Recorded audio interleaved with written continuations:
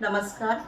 मी शोभा भालचंद्र गाडेकर, विद्याविकास विद्यालय, सहकारनगर, पुणे 9 या शाळेमध्ये कार्यरत आहे. आमच्या शाळेमध्ये प्रज्ञाचित्र या विषयावरती जी कार्यशाळा झाली, त्या कार्यशाळेमध्ये आम्हाला खूप सोप्या पद्धतीने एखादा घटक कसा शिकवायचा, त्याचे मुद्दे कसे घ्यायचे, हे प्रज्ञाचित्राद्वारे समजावून सांगितलं. त्याच्यानुसार आम्ही प्रत्येक विषय शिकवण्यासाठी प्रयत्न केला. जेणेकरून 5वी, 6वी, 7वीच्या वर्गांना इतिहास हा विषय खूप म्हणजे असा अवघड वाटतो. त्यांना लक्षात प्रश्नांची उत्तरे कशी ठेवायची हे त्यांना कळत नाही आहे. त्याच्यासाठी आम्ही हा प्रज्ञाचित्राचा फार मोठ्या प्रमाणात अवलंब केला आणि त्यानुसार त्या मुलांना तो विषय अगदी सोपा वाटू लागला. त्याच्यामध्ये मी एक घटक घेतला की महातत्वे आणि त्रिरत्ने हा एक घटक घेतला आणि तो घटक त्यांच्या लक्षात राहण्यासाठी फार उपयोगाचा ठरवणं हे मला अगदी योग्य वाटलं. म्हणून त्याद्वारे मी पंचमहातत्वे आणि त्रिरत्ने हा घटक घेऊन त्यांना तो समजावून देण्याचा प्रयत्न केला.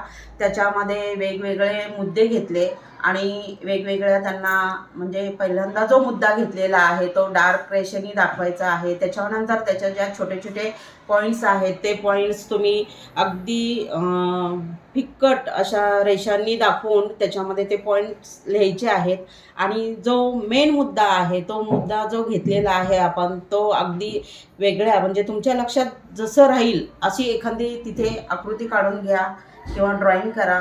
म्हणजे आपण सर्कल घेतलेलं आहे, सर्कलमध्ये काय घेतलेलं होतं किंवा चौकोन घेतलेला आहे त्याच्यामध्ये काय घेतलेलं होतं हे याच्यावरून तुमच्या लक्षात राहील आणि त्याच्यावरून तुम्हाला आठवेल की आपल्याला एखादा घटक ह्या वर्तुळामध्ये घेतलेला होता, तो घटक कोणता आहे हे पटकन त्यांच्या लक्षात येईल. म्हणजे पंचमहातत्वे घेतलेला होता हे आठवलं की त्याच्या बाजूच्या ज्या साईड्स आहेत किंवा त्या ज्या छोट्या छोट्या शाखा आहेत हे त्यांच्या पटकन लक्षात येईल आणि त्याच्यावरून त्या पुस्तकामध्ये किंवा असं विचारलेलं असतं की 8 ते 10 वाक्यामध्ये तुम्ही उत्तरे लिहा.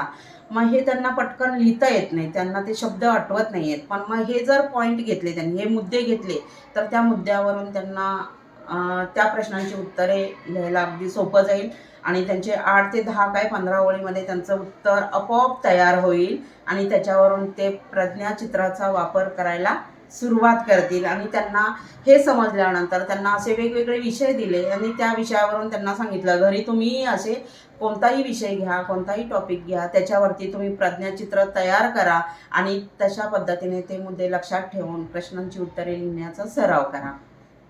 धन्यवाद.